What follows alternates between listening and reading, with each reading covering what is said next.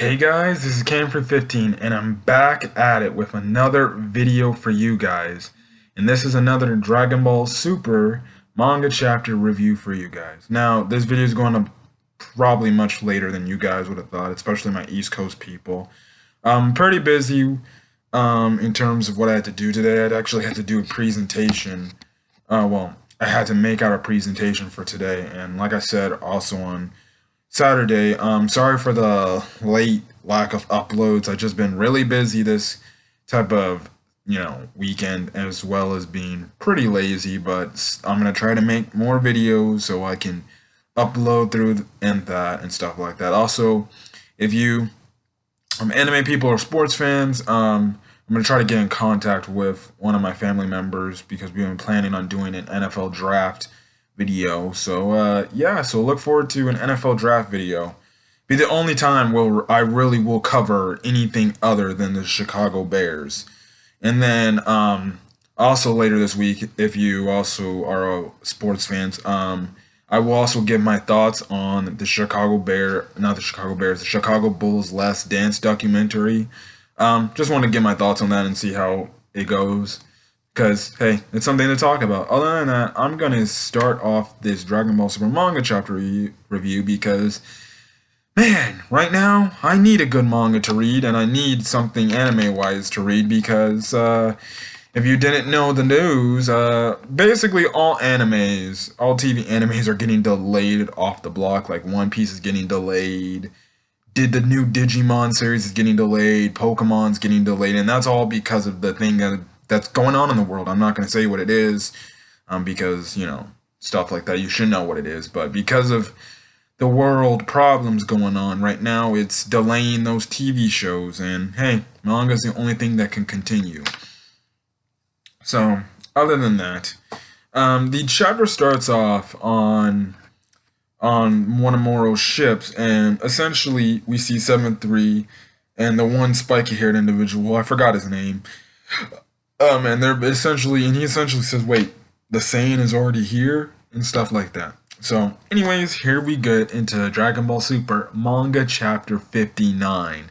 One of the more highly anticipated chapters in, recent memory for Dragon Ball Super, and like I said, it's Dragon Ball Super Chapter 59, titled Activate Ultra Instinct Sign, or Ultra Instinct Omen. Whether you want to call it like that, it's whatever. So the chapter starts off obviously where we left off. Piccolo and Gohan basically mention the fact that it looked like Goku can now activate Ultra Instinct Omen at will now.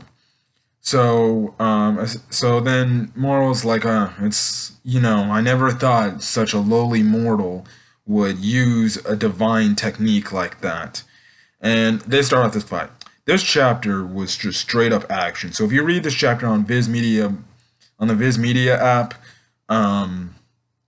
which I highly advise you guys read, because especially use Viz Media, because you get all your favorite manga, chapters for your favorite animes, some of your favorite animes, and you get the newest chapters out for free. So, you might as well get the app if that's the only way you're reading instead of trying to read it the illegal way. But hey, I'm just plugging in Viz Media. So, like I was saying, this chapter is just straight up action. Like, from beginning to end of this chapter, it's straight up action. Like, legit, there's barely any dialogue in this chapter. It's straight up action. And some of the action in here was really cool. So, Piccolo mentions the fact that it's going to start, essentially, the fight for the Earth, but not really the Earth, the entire universe, essentially, because Moro is going to go on a rampage of the entire universe. Heck, we don't even know if he accomplishes his goal in the 7th universe. Will he go to like, say, Universe 6? That could be crazy. Obviously, I feel like Beerus and Whis, even the Supreme Kai, would have to get involved in Moro's affairs to prevent that from happening. But that's just my personal take. So anyways, Goku does an attack where he cocks back his hand, and then all of a sudden, he kind of punches it at Moro and stuff like that. And essentially what this technique he's doing is, he's doing essentially what you saw in the Dragon Ball Super anime, what Jiren kind of did, where he kind of had like these air pressurized, punches where you just make a punch from a long distance, and it's so fast moving it creates like an air pressure which hits you. Also, if you have watched or read My Hero Academia, Deku does this with his Air Force gauntlets, where he flicks his wrist and it causes a pressure in the air, where essentially he can use it as, say, a long ranged attack. It's like that. If you've seen or read the My Hero Academia manga, it's something like that. Sorry or spoilers if you haven't seen or read My Hero Academia. I don't know what you're missing because My Hero Academia is really good.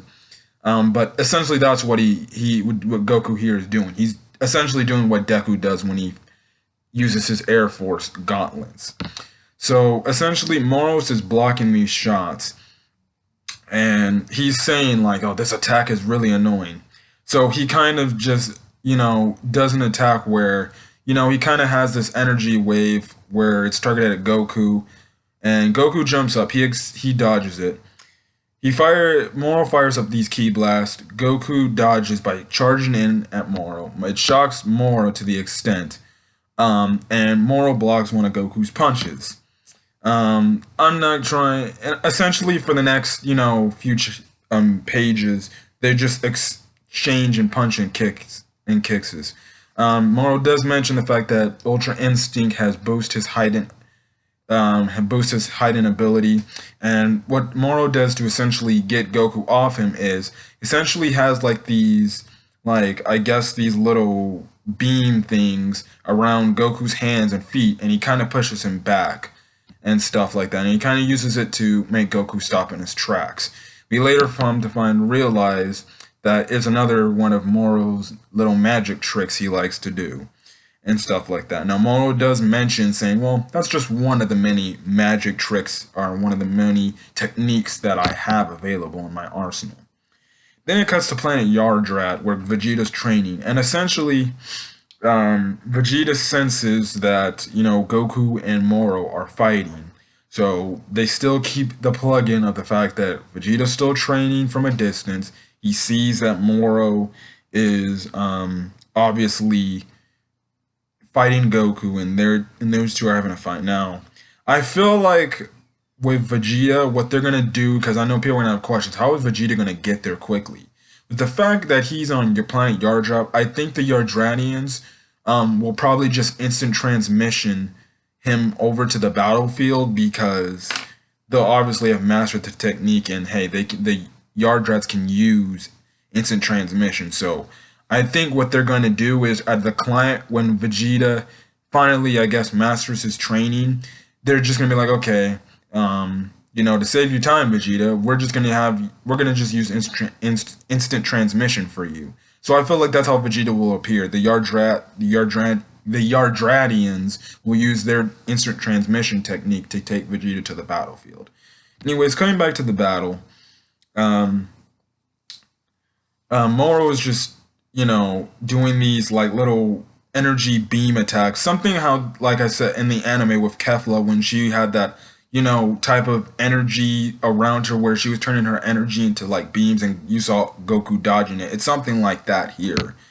And essentially, Goku tells Gohan and Piccolo to kind of back off and get farther away, because he's trying to not make sure they get caught in the crossfire. Now, an interesting tidbit is when Goku was dodging one of those, beam attacks Moro was shooting, it actually hits Sangha Bro's corpse and like just annihilates him, just puts him into nothing. If anything, yeah, then you can even see in the manga panel, you can see like the blood splattered on the ground. I'm like, oh wow.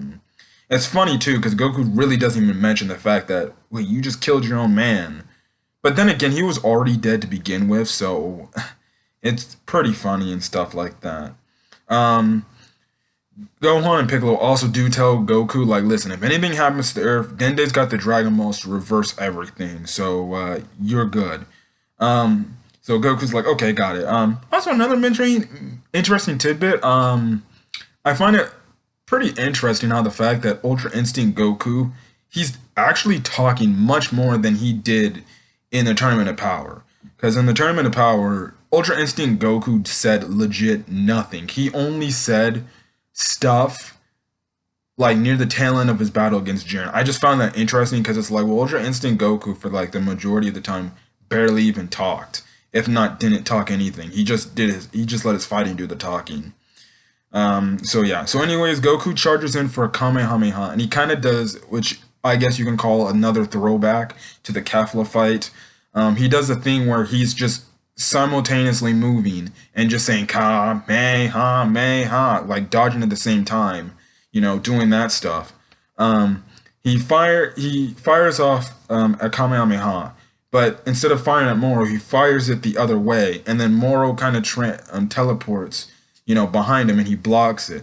Now Moro's like, I thought you would fall for that, but Goku's like, listen, that's the oldest trick in the book. You're using the after image technique. I've seen that attack like millions of times, if not most characters in the Dragon Ball series do that almost every freaking time. So Moro is blocking Goku's Kamehameha with one hand, essentially like what Frieza did on the on Planet Namek and stuff like that. They do cut to Android 18 and 17, and 17 asks Piccolo like, "Oh, is Goku here? And is he stronger?" And essentially Piccolo's like, "Well, I don't really know because I can't get a feel for his energy." Essentially, so essentially at this point, they start vanishing. Goku and Moro start fighting, and Goku is just having the upper hand on Moro. Like he is just essentially taking Moro to school in a better way. Moro starts doing the whole, immobilizing magic thing, but then Goku uses it to his advantage, and he starts punching Moro, and then all of a sudden, Moro and him kind of exchange these huge shots to their guts like crazy. They back off each other. Goku starts charging in, they start charging in, and now this is when, interesting things start to heat up. Now, Piccolo mentions the fact that, Gohan at first mentions, like, it looks like my dad and Moro are on equal footing. But, Piccolo says, well, obviously he's clearly faster than him, or Goku's clearly faster than Moro. And Piccolo makes the fact knowing that, Moro has yet to try the energy absorption thing. Moro tries to do that, and Goku essentially just moves out of the way, or he moves fast enough where Moro can't do anything about it. Goku tries to sneak up behind Moro, and Moro throws him into the air, and essentially he tries to do it yet again, but Goku vanishes yet again. And essentially what Goku here is doing is he's using his speed to his advantage to the point where he won't make Moro absorb his energy, essentially. So essentially Goku's making sure he gets out of the way before Moro uses his energy absorption technique. So essentially Gohan and Piccolo come to the conclusion, well, it's like, well, if Moro can't do that ability on Goku, then he's not going to win. Like, Piccolo's even saying, like, we actually might get out of this fairly easy. So again, Goku and Moro start fighting. Goku, like I said, again, is just beating the ever-living crap out of Moro. He's just owning him at this point. He's giving him kicks to the guts, punches to the guts. He's kicking him away. He's just straight up, kicking Moro. And Gohan does mention that, he's probably still has a fact that, he's doing all of this, albeit he's not even using the silver-haired transformation, which we all know is mastered Ultra Instinct. Then it cuts to Beerus' planet with Beerus, Mirus, and Whis. And essentially, Whis compliments Mirus by saying, you did a great job in training Goku to get to this level, and essentially, and stuff like that. And Beerus is on the side, he's asking Mirus like, well, since you're in the mortal realm, did you find any foods? And Mirus like, sorry, I only work for the Galactic Patrol, so, I didn't really get any chances to eat food. So then Whis asks Mirus like, look, has Goku mastered Ultra Instinct? And Mirus is like, not necessarily. And essentially, we find out, well, through Moro, the fact is, Moro starts saying, because it cuts back to the Moro fight, Moro starts saying, like, you look like you're trying to pick up this fight and trying to end this fight pretty, quickly. And then, Moro starts saying, Moro says, well, he says this word for word from the manga. He says, you believe you found a way around my energy absorption, but you made a grave mistake. And Moro's then on states is that I only consume energy to fill my stomach. Um, Weakening my opponents and strengthening myself are only side effects, and they're not really my primary goal. So essentially, what Moros is saying, he uses the energy to essentially, make himself hungry because that's what he eats, energy, and essentially that makes him stronger. Essentially, the whole energy absorbing thing we saw back on the battle on planet Namek is essentially a side effect when you fight this guy. So it goes to show this guy is pretty freaking deadly. And he starts talking like, yeah, after I beat you, I'm gonna make sure devour your energy once you're defeated. And Goku's like, wait, defeated? What are you talking about? And he's like, you thought this was all I can muster? And essentially Moro's like, oh, you thought what I am now is just my full power? And essentially Moro charges up, and essentially his energy goes off the root, out like off the chain. It just gets out of crazy, a crazy streak. He's obviously much more stronger. We don't know at this point is if this is his full power. For all we know, he could be going 50%, almost maybe 60%. We don't know. He's obviously devoured a lot of planets in those 3 months. So yeah, and he even brings up the Moro brings up the points like, look, I consume numerous planets in our previous encounters. Now, a funny thing is, people might say, but wait, aren't there barely any planets in Universe 7? Listen, we're talking about an entire universe. Even though they said, like, oh, there's this many freaking planets, I highly doubt, like, there's that, like, I think they said, like, there's, like, 28 or something around that range of many planets in the entire universe. I highly doubt that, because if you got to think about it, if a universe is, like, humongous, especially with what we know of universes today, universes are huge, or galaxies are huge, it, it would make no sense how there would only be 28 planets or somewhere around that range in Universe 7. So obviously there's more planets, otherwise there's only 28 planets. Essentially Earth would probably be the only planet still left alive. And also, Moro does say, like, because I consumed so many planets, they all filled me enough with the power to transcend the very gods. Now, you can take this statement as a over, hyping kind of bluff type of thing, because let's be real, I think it's matter of fact, like without a doubt, that Beerus is stronger than Moro. I don't really believe he has the power to transcend a god of destruction. Now, Supreme Kai's okay. Now, the other gods, like gods of destruction, I don't know. So yeah. Moro fires off a ki blast, Goku blocks it, and then Moro puts him in a bear hug, and Moro starts saying, now I see why you didn't use this form against Sanga, bro. And essentially, we start finding out, is the fact is that essentially Goku cannot stay in Ultra Instinct Omen, Ultra Instinct Sign for a very long time. And it cuts back to what Mirrors and Wii says, and Mirrors essentially says, like, listen, for him to activate that Ultra Instinct form because it isn't complete, sorry guys. Like I was saying, because Goku's using essentially an incomplete form of Ultra Instinct, it's burning a lot of Goku's stamina up.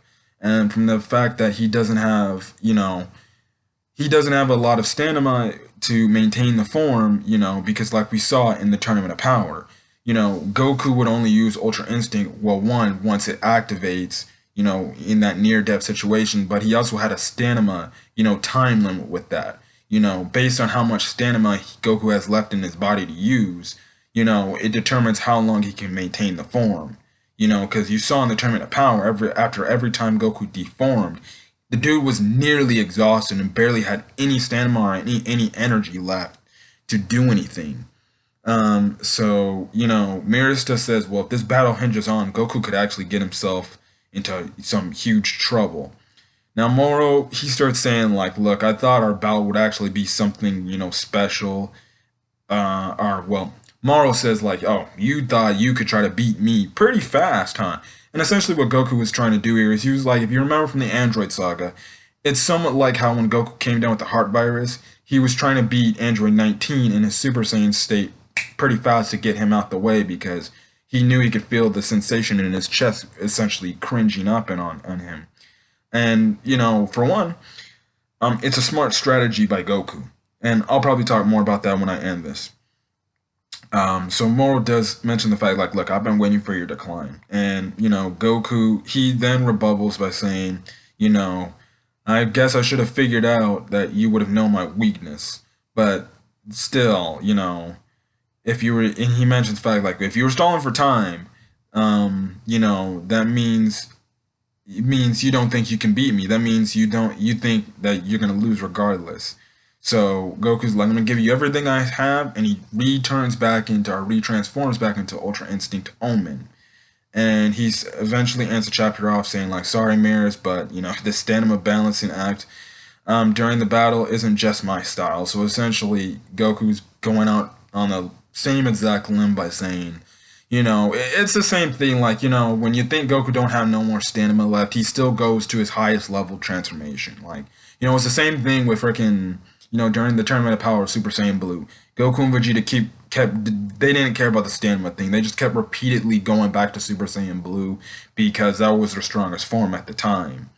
And then Moro, he ends off, and the chapter ends off with Moro saying like, oh, so you still have some power left, don't you? Well, that's good. I'm just getting thrilled now. And then that's when the chapter ends off, and we won't get our next manga chapter until a month from now, on May 20th. So yeah, now, first things first, I'm gonna address if you have any freaking questions if the manga will probably be delayed because of all this, things going on in the world.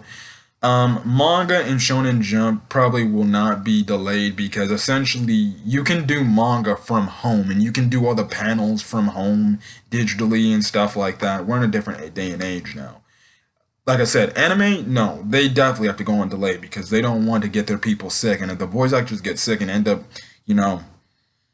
I'm not saying any bad things, but if they say that, that could not be good. So as for mangas, your favorite mangas, they will still be continuing. Like My Hero Academia and One Piece, for example, they should be coming back this upcoming Saturday. Saturday, Sunday, you know. So, Dragon Ball Super manga is going to continue, obviously. There will be no delays for the mangas, which is good, so it keeps you updated. So as for this manga chapter, I liked it a lot. It was a lot of action, it was a lot of fun, and it was great to see Ultra Instinct Goku get some fighting in. Now, I know one of the most, trivial, questionable things that a lot of people said is the fact that, it makes no sense how Goku can just turn into Ultra Instinct at will. One, you got to remember, listen, he did this in the Tournament of Power, so that's one arc. You get past the Broly arc, so he didn't do, Dragon Ball, he didn't do Ultra Instinct in Dragon Ball Super Broly. And you got to think, in this arc, he trained in that hyperbolic time chamber for about 3 months. So it kind of makes sense that he's able to transform to Ultra Instinct Sign at will now because you got to think about it. I don't know. I don't remember, how if you're long in that hyperbolic time chamber for, that period of time, how long would it mean, out in the real world or something like that, stuff like that. But, I'm phased, and I'm even more happy that the fact that they put some kind of restriction, a time limit essentially on Goku to use the Ultra Instinct transformation. The fact that, he's got like a good 5 to 10 minutes before his stamina wears off, and then he deforms back to his base state, and, he can be in huge trouble. So it's like, they make Ultra Instinct still a pretty good, transformation that's still rare with a nice handicap level where it's like, well, Goku can transform to Ultra Instinct, but he can't always transform into it all the time because he's got to look at the fact that the stamina stuff. And if they keep it like this until he truly does master Ultra Instinct, I'll like this because then it makes it that makes the transformation feel much more, mysterious and still much more legendary. And it, like I said, it still keeps the opens for him using the other transformations. And like I said, um, I would say Goku should only bring out Ultra Instinct in like key moments of the battle when he knows he needs to wrap the battle up for the better. And that's what I liked here. He straight up went to it because now he knows he can't play around. He ain't gonna do Super Saiyan and Super Saiyan God and Super Saiyan Blue. No, I'm not. Goku's like, no, I'm not even gonna waste my time with my other transformations. I'm trying to get rid of you here and now to save the entire universe. So I'm gonna start off in my best form.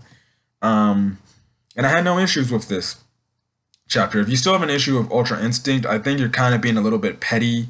They kind of did, keep it to where Goku has a handicap with the Ultra Instinct transformation.